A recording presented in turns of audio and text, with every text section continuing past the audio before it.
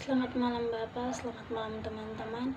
Perkenalkan, nama saya Yulia Renata Brigita Mau, kelas A semester 7, program studi Sosiologi, Fakultas Ilmu Sosial dan Ilmu Politik. Baik, dalam kesempatan kali ini saya akan menyampaikan materi terkait dengan tugas ke-7 mata kuliah Sosiologi Terapan, di mana dalam buku tersebut membahas tentang masa depan identitas dalam masyarakat informasi. Yang pertama tentang mendefinisikan konsep identitas. Identitas konseptualisasi mempresentasikan sejumlah tantangan yang bersumber dari sifat kompleks dan multidisiplin dari subjek domain dalam evolusi konstan, di mana konsep lama ditafsirkan ulang dan konsep baru dibuat dan melibatkan pakar dari berbagai cakrawala dan lokasi geografi berbeda. Pendekatan tradisional untuk konseptualisasi ini terkenal dan terdiri dalam meminta ahli untuk memberikan teori tentang subjek yang diteliti. Para ahli biasanya merefleksikan subjek dan menghasilkan model umum yang dapat diterapkan di situasi yang berbeda. Para ahli kemudian menulis makalah akademis dan buku teks mendokumentasikan temuan mereka dan membuat pengetahuan mereka tersedia bagi banyak orang. Secara praktis, definisi-definisi ini dapat ditemukan dalam kamus atau ensiklopedia. Secara umum, konseptualisasi ini dilakukan di FIDIS untuk mendefinisikan konsep identitas. Namun, pada saat yang sama, pengalaman telah menunjukkan bahwa ini sangat eksplisit. Konseptualisasi menghadirkan beberapa kekurangan. Domain serumit identitas mudah dimasukkan ke dalam kotak, setidaknya untuk beberapa aspeknya. Pertama, identitas adalah konsep yang terus berkembang, juga dianggap sebagai target bergerak. Di lingkungan baru, identitas orang tersebut dikaburkan, sedang dikonstruksi dari banyak sumber yang lebih sulit dikendalikan, dan ini membutuhkan pendekatan baru untuk menjadi mudah dikelola. Selain itu, beberapa orang lebih cenderung daripada di masa lalu untuk mengekspos diri mereka terhadap dunia untuk mendapatkan visibilitas, meningkatkan modal sosial mereka, dan memuji narsisme mereka. Materi yang berikut tentang tantangan multidisiplin.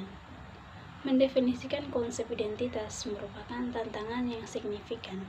Rentan identitas berbagai disiplin ilmu seperti keamanan, hukum, teknologi, sistem informasi, ilmu sosial, dan filsafat yang pendekatan dan tradisi untuk konsep mengolah suatu subjek bisa sangat bervariasi.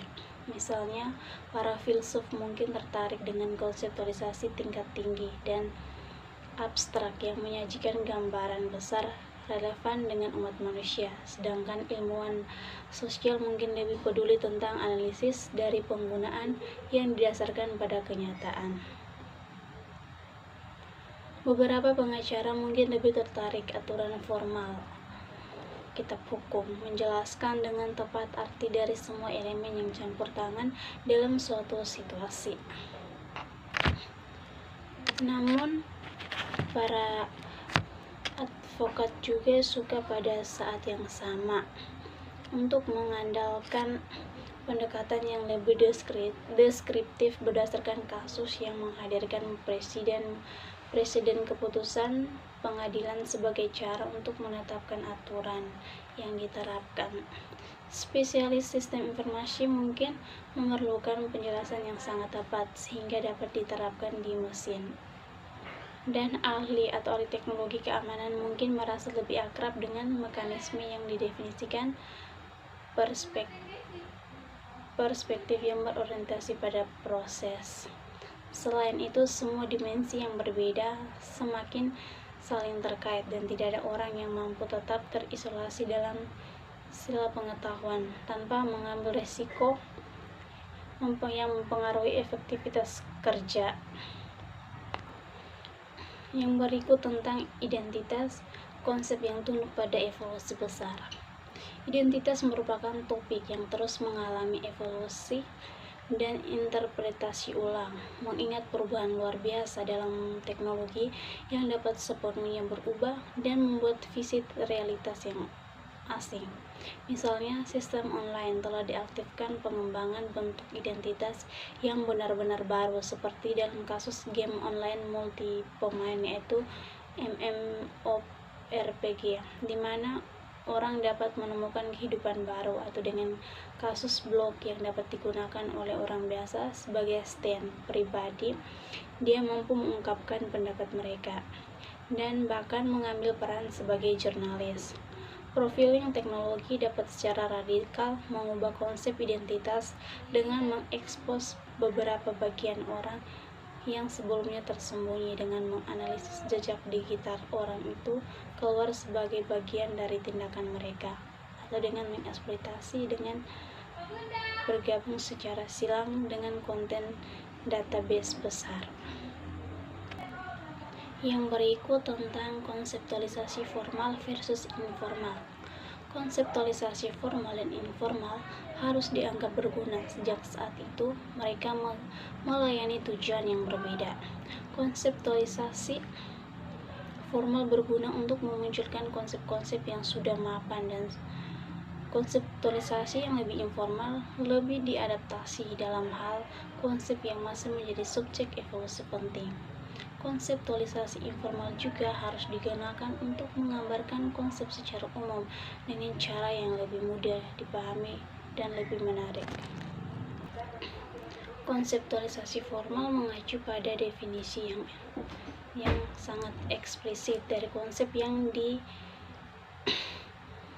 dibidik, mendefinisikan dengan tepat subjek untuk memfasilitasi pemahaman yang tidak ambigu tentang subjek dan memfasilitasi komunikasi antara aktor yang berbeda, dan khususnya pencapaian pemahaman bersama dengan pembangunan landasan bersama.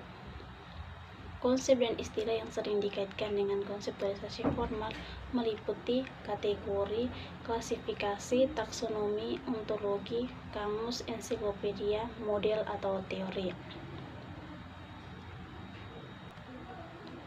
Fungsi penting dari konseptualisasi yang sangat eksplisit dan formal adalah untuk ditawarkan kosakata yang tepat, memfasilitasi pemahaman yang baik tentang domain, dan komunikasi yang baik antara dua atau lebih aktor. Yang berikut tentang orang dan identitas virtual. Dalam Fides, konsep orang maya telah diperluas untuk mendeskripsikan dengan lebih baik dan memahami bentuk identitas baru di masyarakat informasi dalam kaitannya dengan hak, tugas, kewajiban, dan tanggung jawab.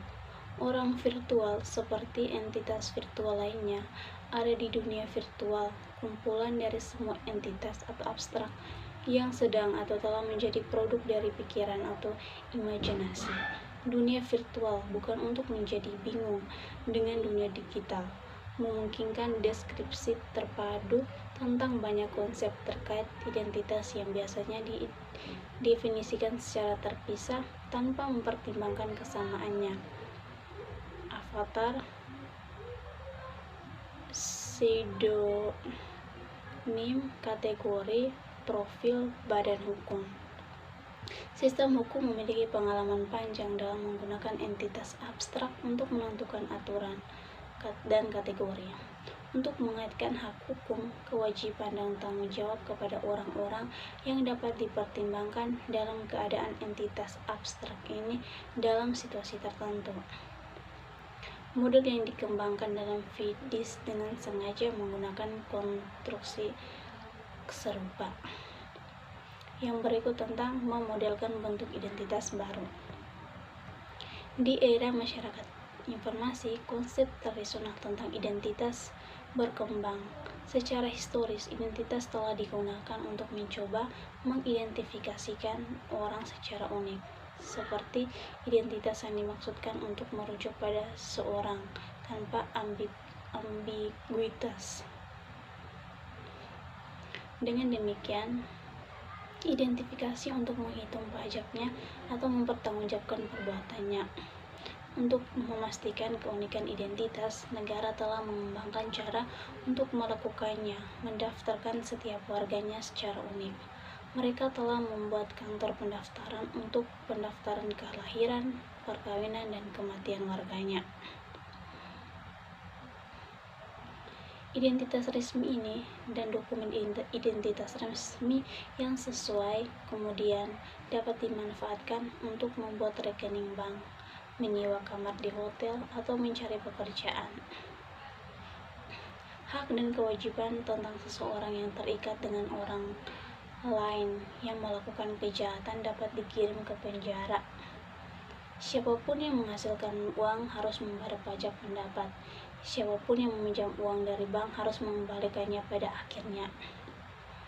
Baik, mungkin ini saja materi yang saya bisa sampaikan dalam buku ke-7 tugas tersebut. Jika ada kesalahan kata atau materi yang saya sampaikan kurang dimengerti, saya mohon maaf. Sekian dan terima kasih.